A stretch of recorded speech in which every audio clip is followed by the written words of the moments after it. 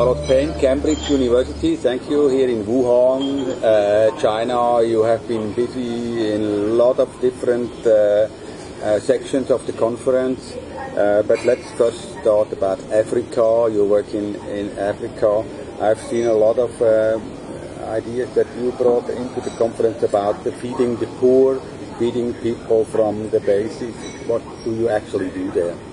What I'm actually doing in Burkina Faso is firstly looking at the importance of the caterpillars for different parts of the community where I work, which is a very rural community in the southwest. So I'm looking at their relevance for food security and for nutritional content and nutritional contribution to the diet of people there during the season, and then also looking at the interaction between the caterpillars and the agricultural system and the caterpillars and biodiversity in that area. So in short, what can we say about the importance of eating caterpillar that is very traditional in Africa for the people there compared with other things? So what I found in the area where I'm working is that caterpillars make a massive contribution to food security. So it's incredibly important for people to have caterpillars during part of the year, because you can see that during that part of the year their own perceptions of their food security goes up, their protein content in their diet goes up, and also the iron and fat content in the diet goes up as well. So these are very important nutrients for combating certain malnutritional deficiencies in that region. So also the caterpillar is a symbol of richness and security as an animal, or what? Can we say that? Yeah, I think we can definitely say that. In the village where I work, as soon as the caterpillars arrive, people are much happier. People really welcome the arrival of the caterpillars, and everybody has more money. They've got a bit of money to spare. People will go out, will buy nice new clothes, and the atmosphere in the village is much more positive, much happier. So I think they're important for the culture. It's a seasonal thing also in Burkina Faso. It's once a year this season, or it's twice, like in other parts? It's only, in that part, it's only once a year, because there are only rains once a year. So it's a very short season, really, just for a few weeks. Few weeks only? Yeah. So you have been working with Cirina butyrospermi. This is the same species like in Congo, Cirina forto, I think. Very, very similar, pretty much the same. Yeah. So, and what is the importance of this special insect? Is this really the only one they eat or look for, or is this just the top of the wish list? So this is an important insect in this region because it only eats the leaves of the Shea tree. So because it only eats the leaves of the Shea tree, it's incredibly abundant.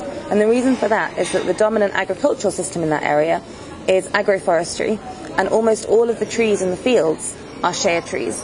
So you've got a landscape that is absolutely covered in the host plant of these caterpillars. Okay, the Shea tree is used for what?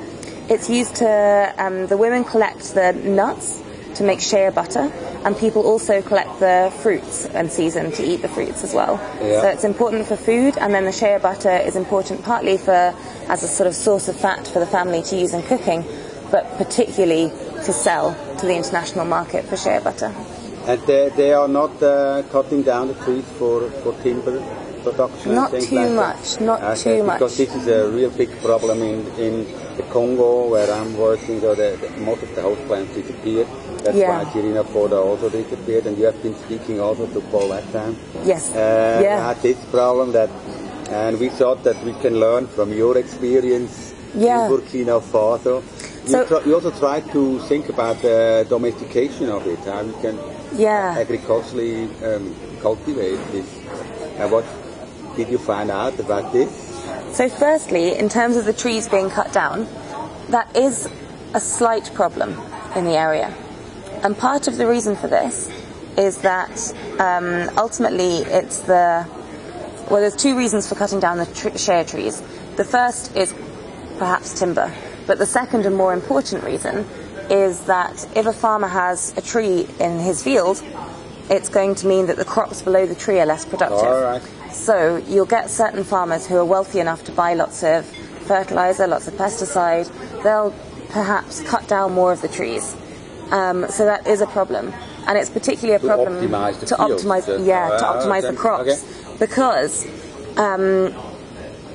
ultimately there are some exceptions, but overall mainly it's the men who are in charge of the crops, and it's the women who are in charge of the trees.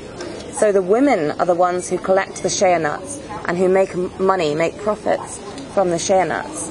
But it's the men who make profits from the crops. So if the men cut down the trees, they get more money from the crops, but the women don't. Yeah. So there's that kind of tension. That the gender conflict. Yeah. Okay.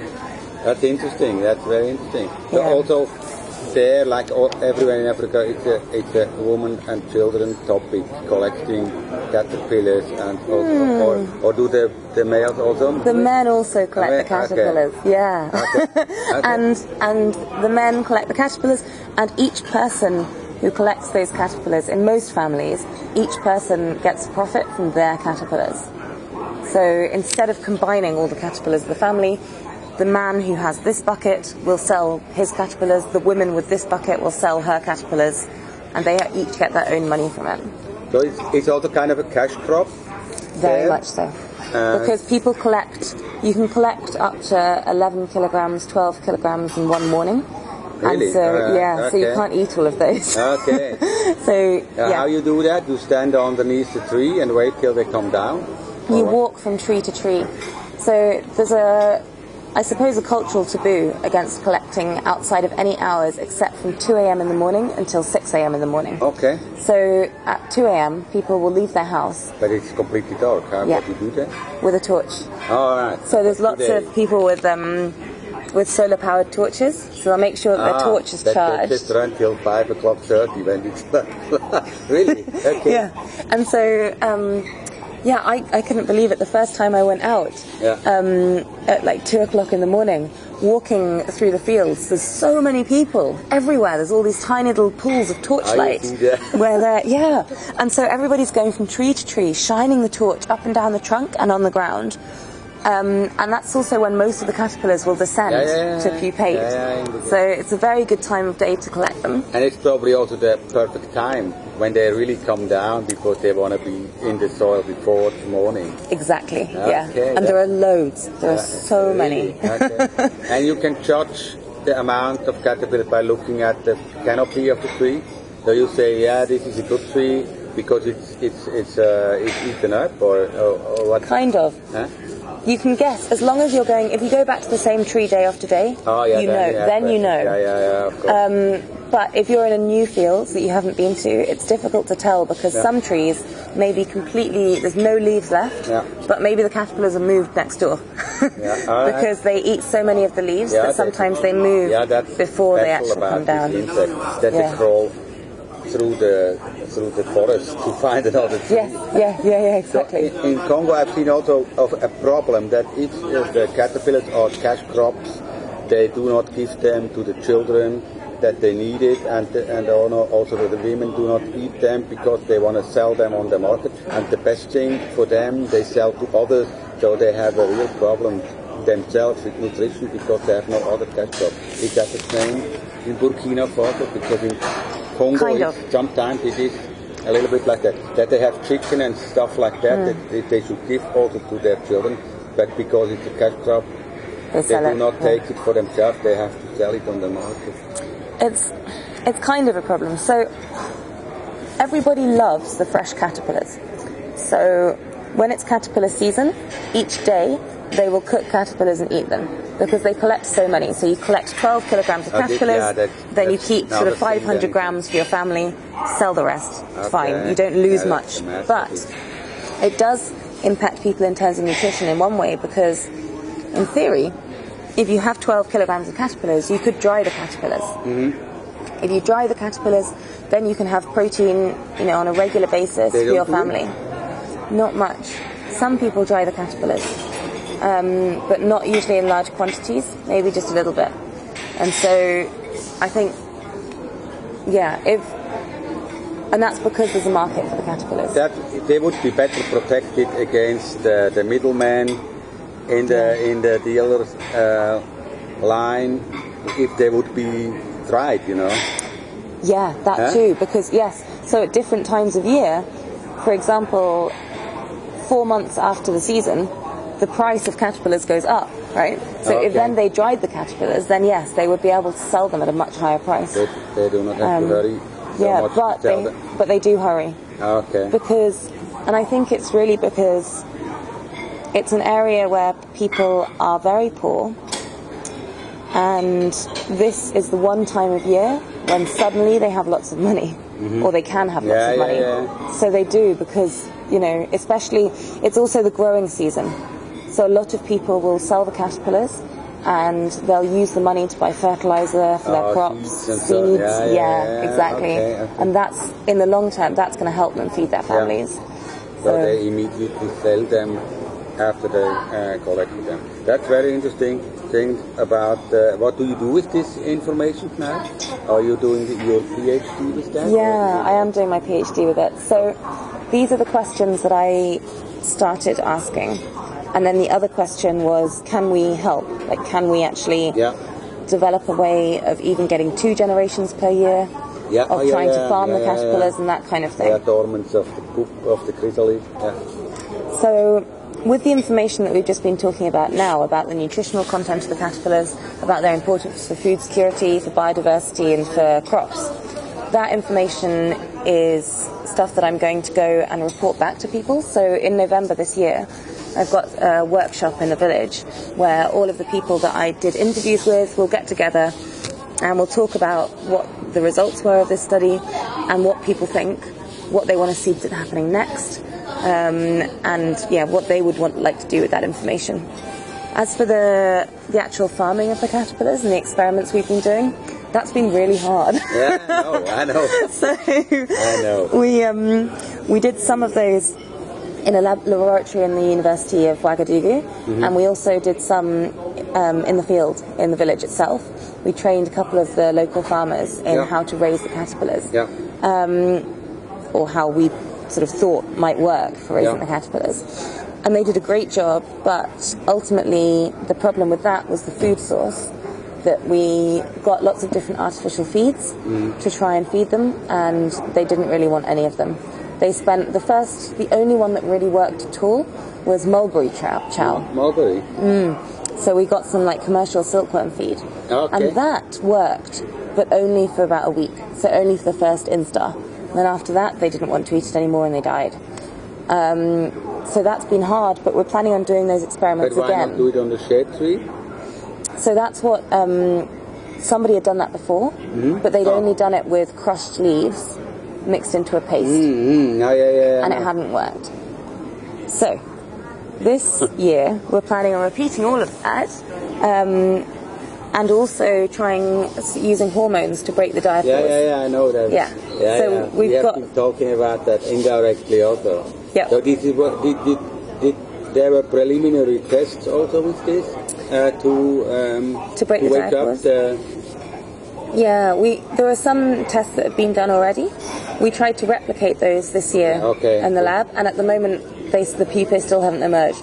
They're still alive, but they haven't eclosed yet. So we're going to see what happens with those.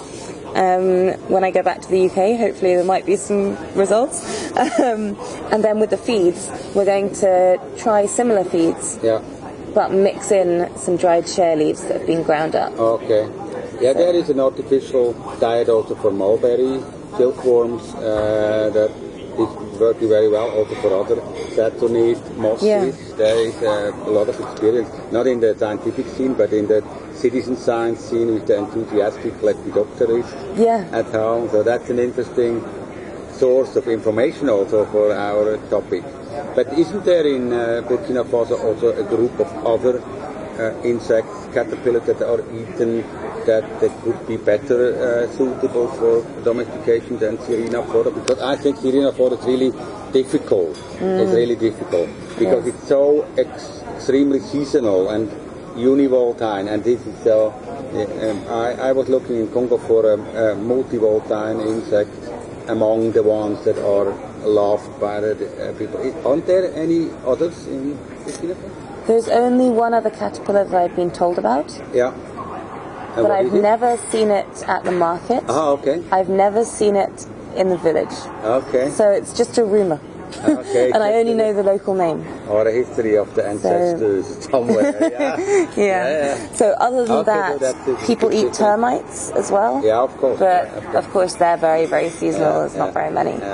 So that's why we chose to focus on the Cirina order. That's an interesting research project. But let's talk now as a next step about another topic that you have brought up in the conference. At the end of it, there was a discussion of neo-colonial approaches to edible insects and how we can work to decolonize the field in both research and the industry. I missed it. It's very bad. I know.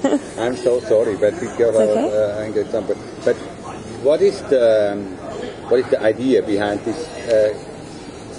Right. So I guess this is something that that's worried me for a long time.